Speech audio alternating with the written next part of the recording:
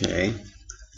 Now, I was just thinking about this IRealMath and the complex math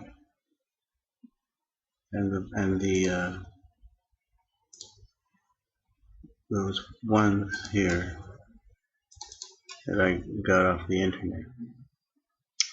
I don't know where the interface header. Let me do this. Although we're not going to use, I'm not going to use com. Where's the declaration for the function?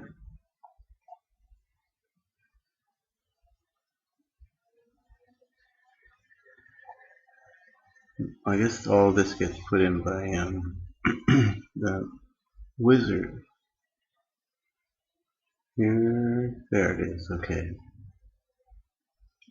Divide proxy. Okay.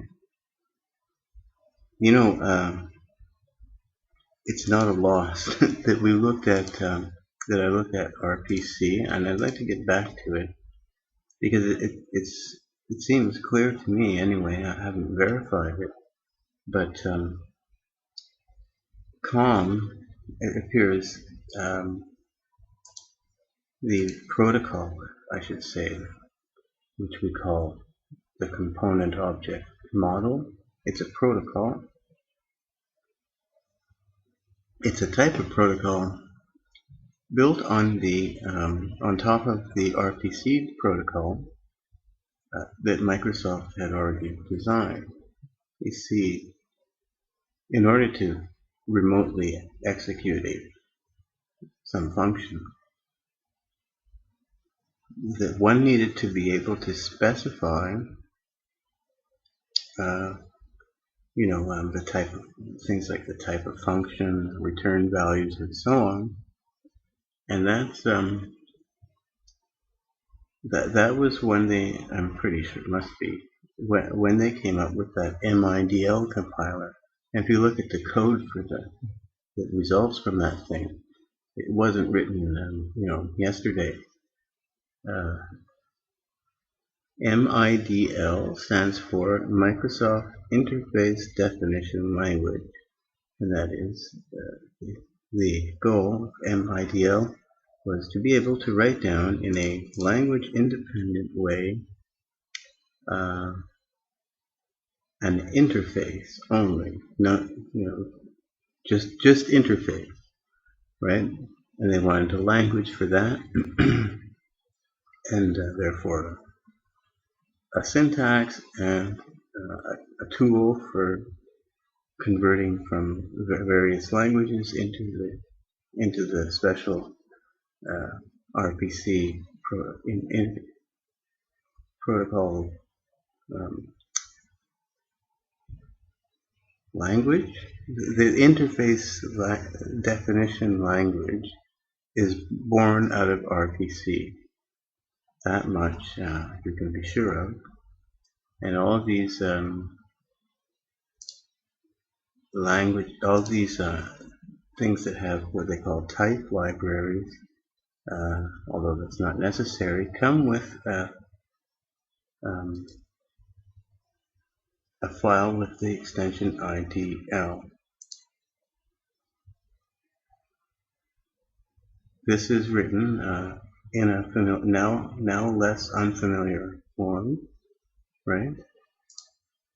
These import keywords we saw to do with RPC. This here, it doesn't say interface, it says library, but I believe the interface came first. These here say interface, so that means that this is using the same format that is used for RPC, right? It doesn't have to be remote, but you can still use the. I'm just wondering if I thought that right. You don't have to specify RPC calls exclusively using this interface definition language. These calls might just be regular function calls, or they might use RPC. Either way, the ComSpec hides the complexity of possibly RPC being used for a function call, for just a arrow function name. That might be jumping into another process or another machine or something. You would need it, so probably for inter-process function calls, and so that's interesting that came up. But anyway, like I said, as far as this math thing, their thing, I think, is more correct in that it's not the return value. It's not a thing that's returned by the function call. The function call returns a kind of success code, H result they call it.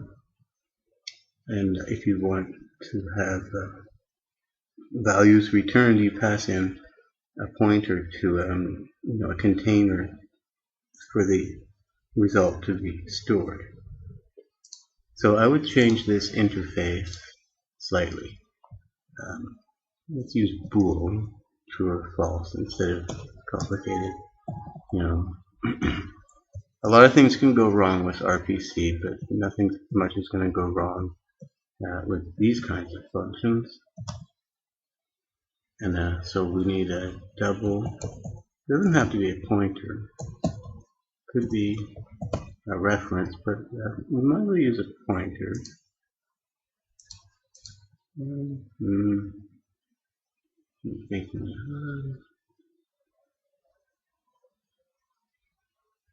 Maybe pointer, okay.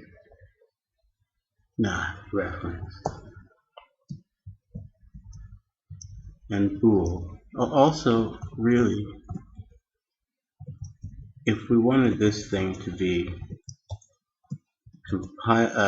language independent, well, maybe not language independent, but more portable to other languages or other formats of numbers, these could be pointers, right? Everything could be pointers or references. This could be a constant ref if you want, right? That helps us in the C++ syntax to use references. And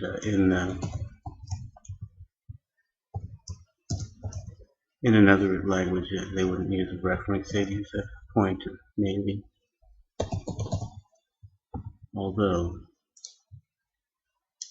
how does this thing work? Is it pass a pointer, or that pass by pointer, pass by value?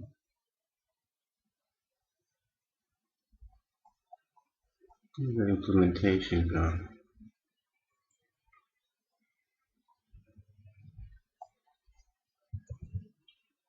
Complex calc. Why wouldn't it be in that? See, in the RPC thing, these I and it's not I and P. It's sorry about that. It's S and C, server and client. This must mean interface. This must mean procedure, I bet. But anyway, how about this file? One of them has here it is. Okay, so value pointer. Now I don't know. It might be that you're not allowed to use references, for these standard impl things. We can use references, but it might be better to use a pointer. I'm happier with a pointer. That introduces an asymmetry, which is good. That helps you identify when you're reading the code being what's a past-in thing and what's a returned thing, right? I'll just write down a line of code.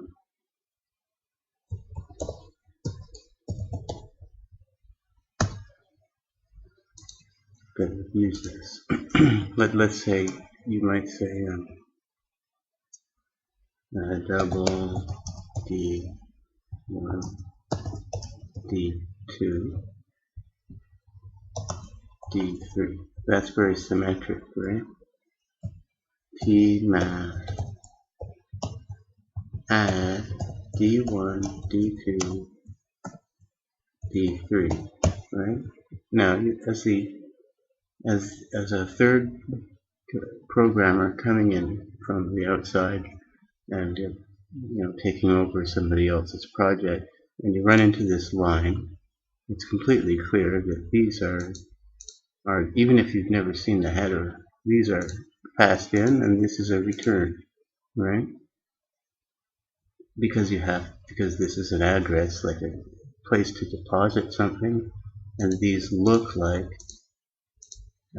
pass by value, although you don't have to pass by value. You could make them references. Making them references means that the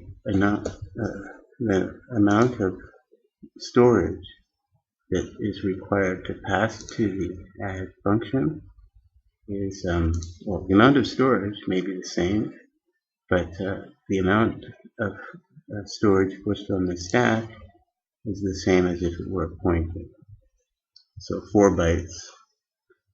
This function call requires 12 bytes pushed on the stack, right? Whereas a real double on its own by value is 8 bytes on its own. So that would be 8, it would be 16, and then another 4, that would be 20 for the return, right? If the return is a pointer. And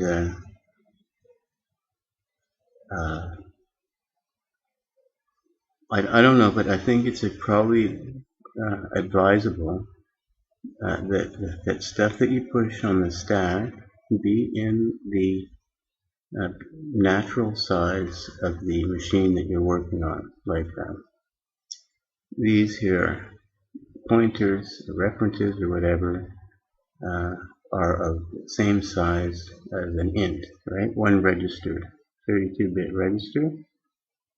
And I think that that may even be part of the RPC spec, that things have to be of size, natural size of processor being used.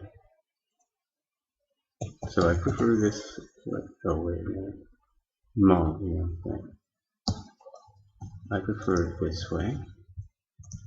You may choose otherwise. It doesn't matter at this point how you do it.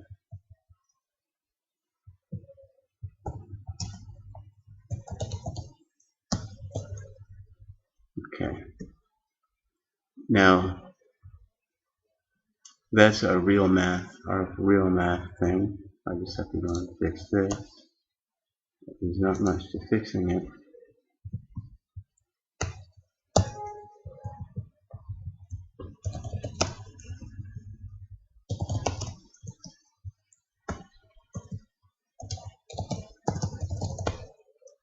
Right? Oops. Double. And I want to put this bit. I want to do the same trick I did before.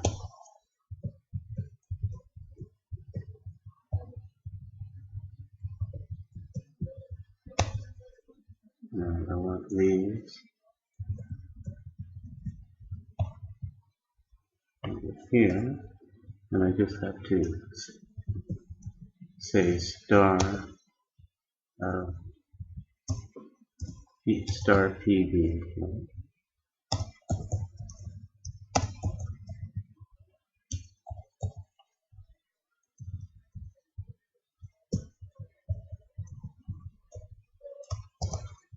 Like that. Correct?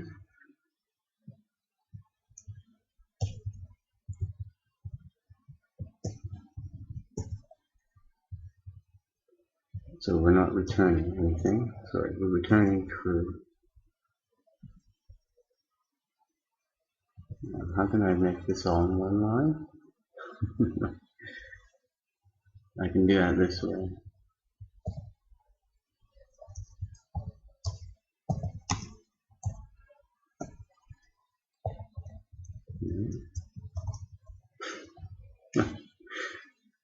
Oh, equals star. No, I can't. I have to do the assignment first.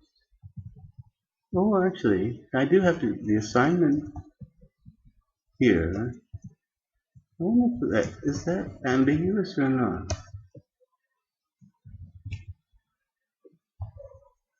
You know, sometimes there are certain statements that are undefined, like I plus plus equals I plus plus or something, things like that, right? But I think this might be well defined because no, it's not. They could evaluate either side first. It should be the other way. This is well defined because this sum is the same on both sides. So how do I do this quickly? I could use a macro.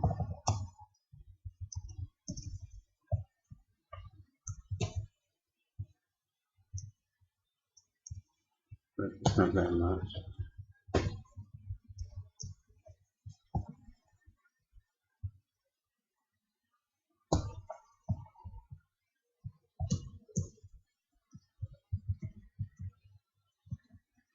Oh, so I want that. I just want the equal part.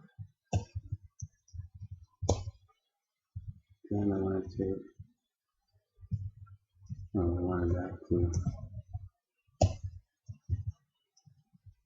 These here. Yeah? No brackets.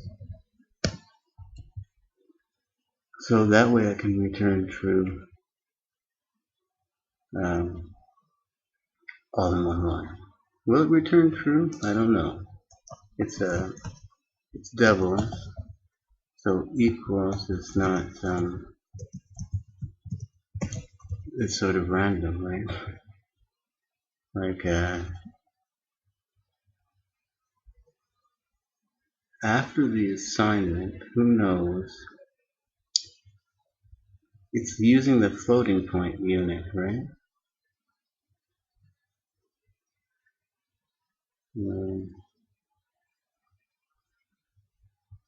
What is the thing? There's something in for for for doubles and that sort of thing. There's a way to compare if things are equal, approximately equal. You know, two within so many digits, not order of magnitude, but within the sorry, a floating point style number has a mantissa and an exponent, right? And you want to compare the mantissa part and see if those are equal or nearly equal. But I don't know how to. I forget. Anyway, I'm not even going to be checking these return codes.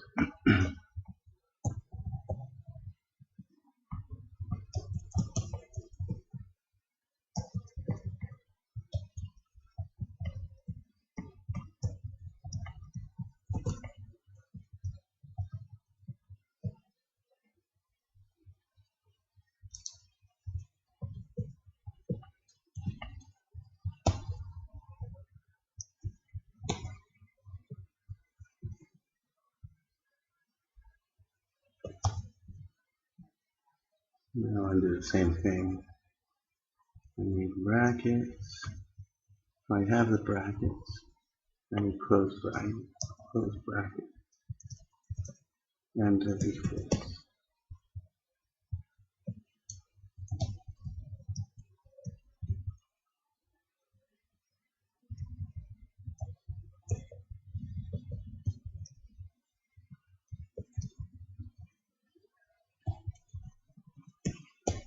Alright, now the reason why I want to do it this way, well,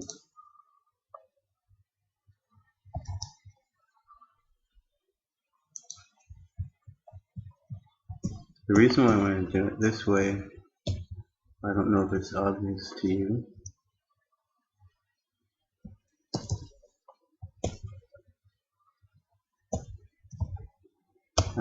is because it's using all primitives, only primitive types, right? No special classes or structures.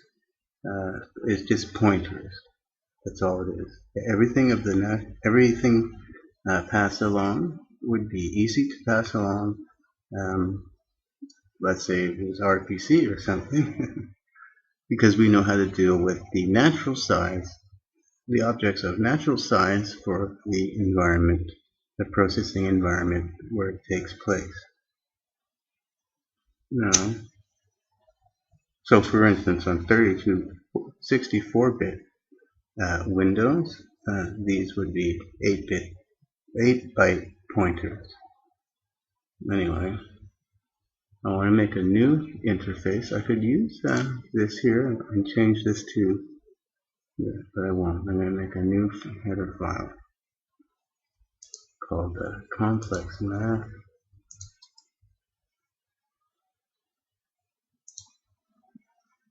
And basically, for complex math,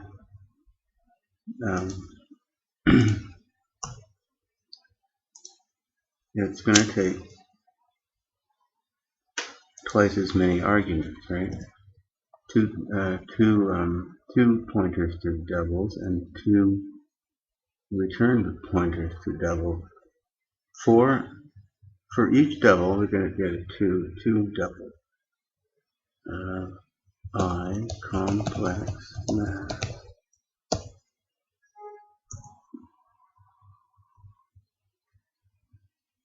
So it should look like this. What is this warning? Let me turn it off for a minute.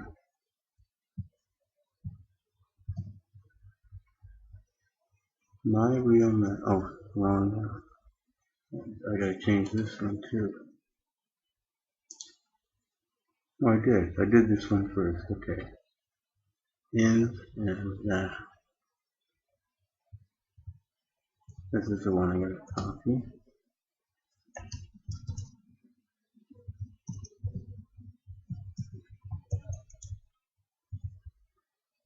And all this stuff.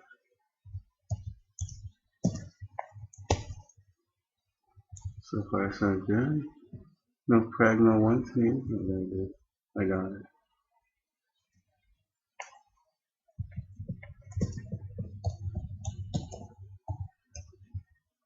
Alright. And now one extra. I'm missing this bit. The namespace.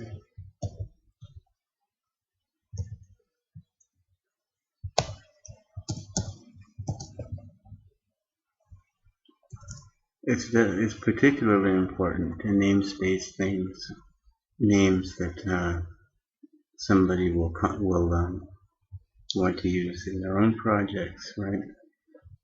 If this were an export, a lib that you handed out to the world, I'm missing some comments here.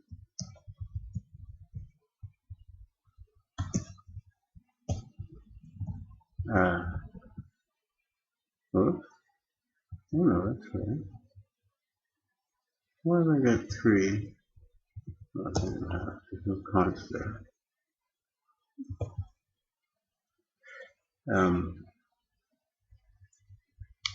Somebody else is surely going to want to make something with this name, right? So this here, they won't write this down, no. So this will avoid name conflicts with other libraries and other projects. Put it in a namespace, but for my project, I just use this namespace, so I don't have to specify it. It's a precautionary measure. So it looks almost the same, but it's not. For complex math, the same.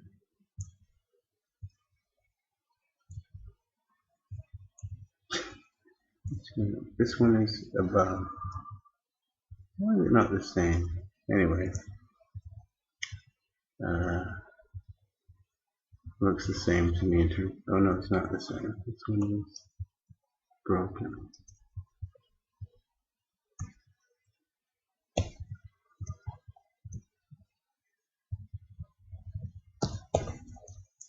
Now they're the same.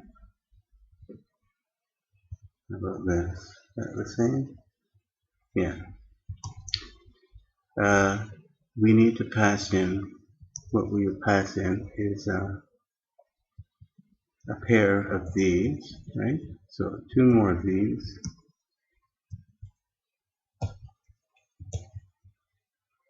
That's 4. This for the first number, this for the second number, and a pair of these for the result. You see?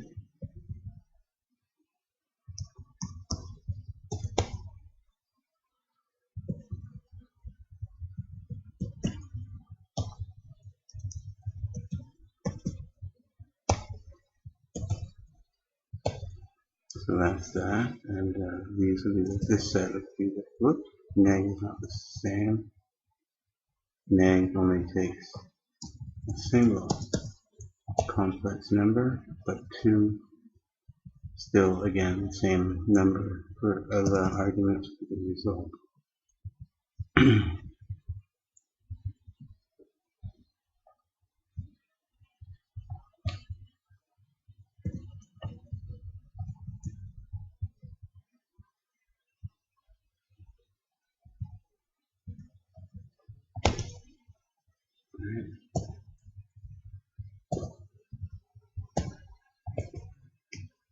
Okay, now that all looks very horrible for somebody who would be looking at this header.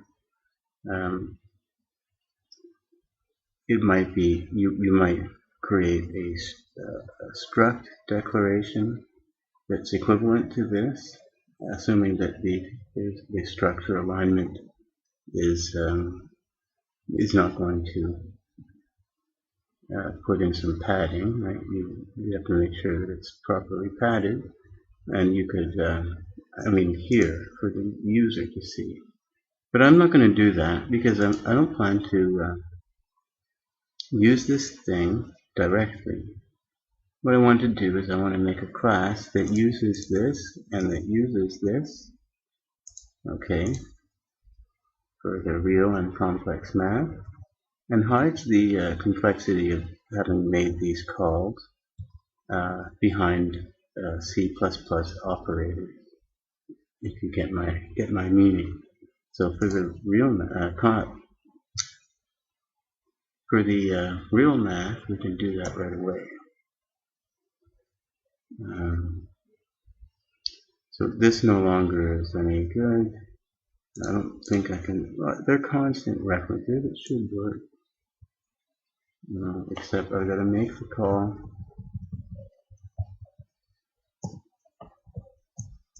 And I need somewhere to store the result.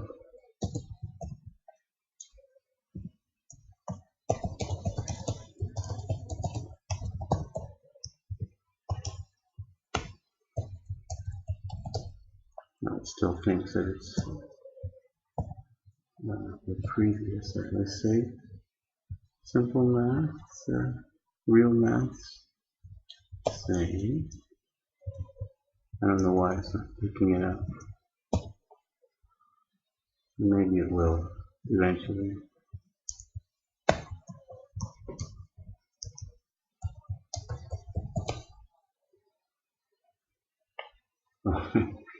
I put this in here because I wasn't seeing, when I looked at that dump bin, I didn't see my special read-only data area. But that's just because I wasn't using it. If I used it, it added it to the program image. Now, what's depending on what? Just see if this single file builds.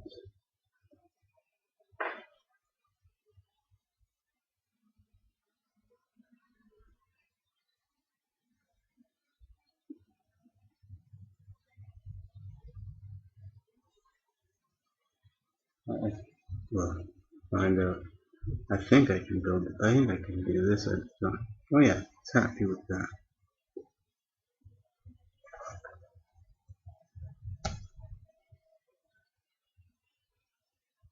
Alright, now the only problem with this is it's going to fail.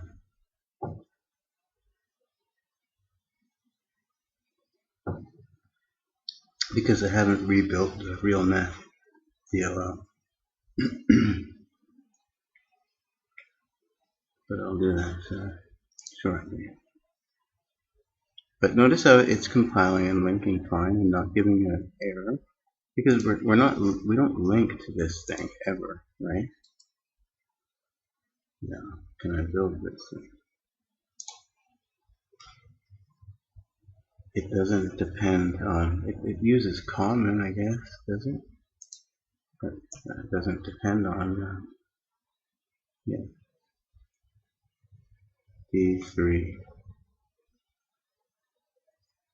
Let's say D3.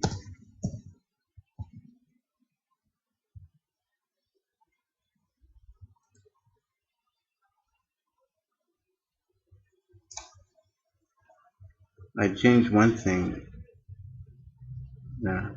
before starting this video. That had to do with the problem of whether or not it wouldn't matter for this, but whether or not we were using Unicode or regular strings. And so I invented a new key for like the Unicode version of the DLL. Okay, now the DLL's registered, right? It's here. It's still listed, so it should just work as is. It's been compiled, but I'll try and step into it. I'll put a breakpoint in here, and it should hit the breakpoint. It's white there, but it'll get loaded and it should stop there. Okay, and that's definitely the correct interface. It has to be, right? Or it wouldn't have compiled.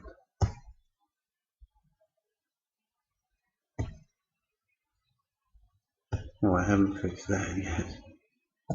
So that worked, resolved. I'll just sing it while stepping. Okay, returned it true. And it worked as before. Great.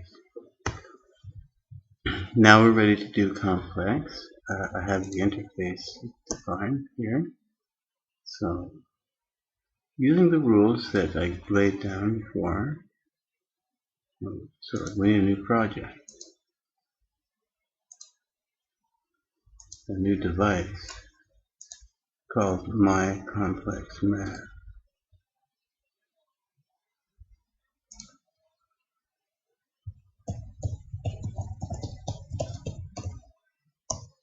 Hopefully, I don't know, I tried fixing this up, it's probably still broken.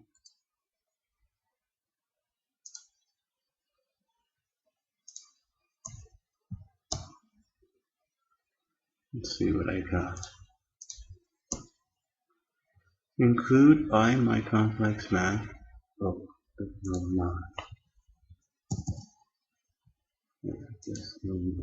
So do the name, I just have to do one search replace.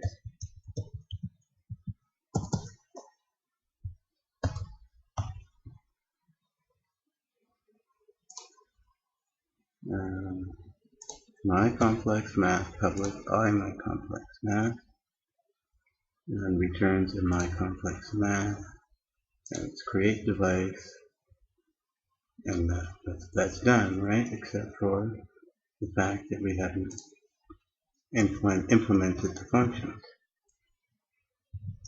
It wouldn't compile. This, if I tried to compile this now, it won't compile. So let's switch over here. depends only on comma. Dev manager? Maybe dev manager.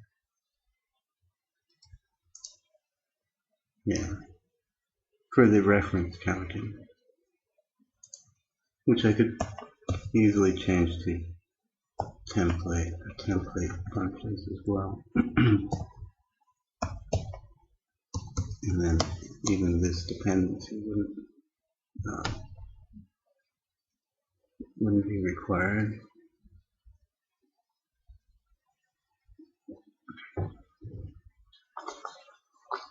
In any case, it doesn't hurt. See, what hasn't compiled because it's abstract and we haven't implemented all of these functions. We have to implement them first, right? That's how this system is fail-safe. You're not allowed to return an object of the wrong type. And you're not allowed to return an object that hasn't completely fulfilled its obligation. Now, I'm going to call this, the other one we had D1, D2, D for double, maybe C1, R for the real part. Now,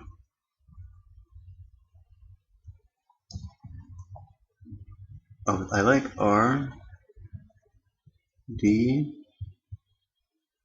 R, and I want a name for the variable. D for double, it's a reference to a double. Forget the D. R, real A. Real part of A, IA. How's that?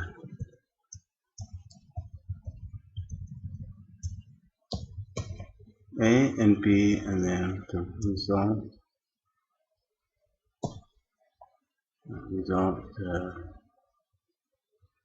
I don't want to say R. Well, I can. That's fine. The real part of the result is a pointer.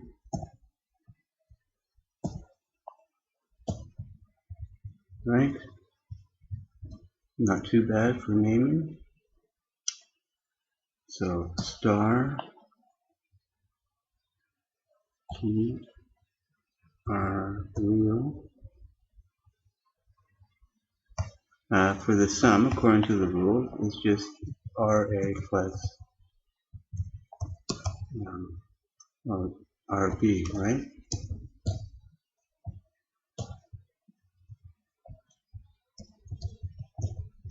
And for the imaginary,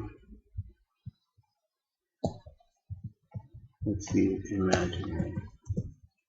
And that's function is now implemented.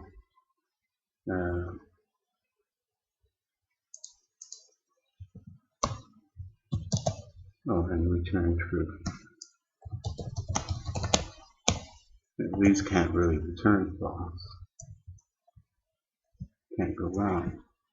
The division could go wrong.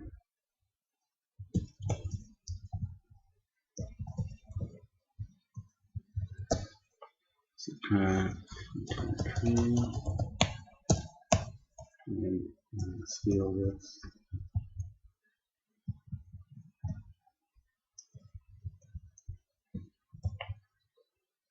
I'd like to put that for these two as well.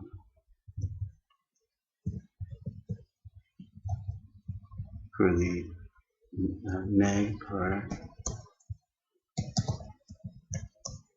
I just take reverse the real and imaginaries.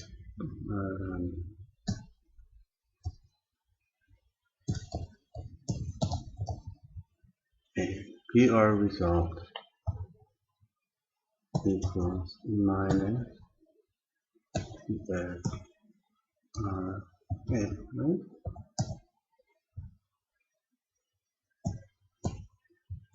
Imaginary.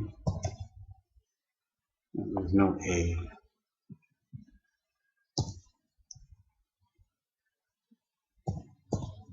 I'll call these ones real and imaginary. And these the same.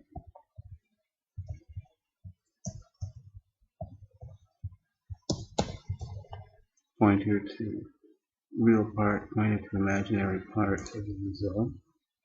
So this copy to here, and the implementation.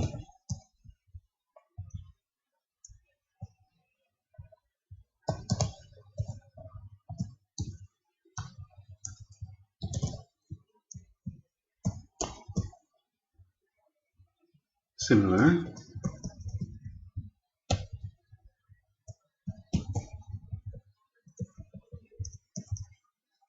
Oh no, not for multiplication. You got to use the rule. The rule says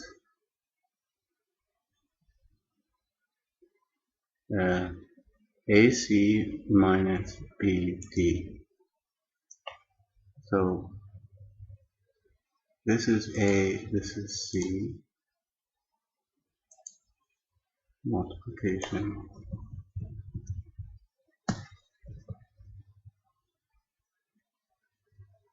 AC, the real part of A times B. The real part of B should be positive, right? Minus the other term. IA, IB.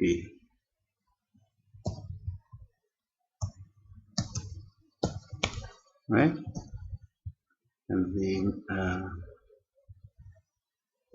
imaginary is the cross terms. AD plus BC. So RA times IB plus IA times RB. Okay? Now division. If we want to divide A by B, I don't know if you remember the rule. It's pretty easy to work out. No, let's work it out. I don't remember. I never try to memorize these things. If I have A plus single letter, okay, A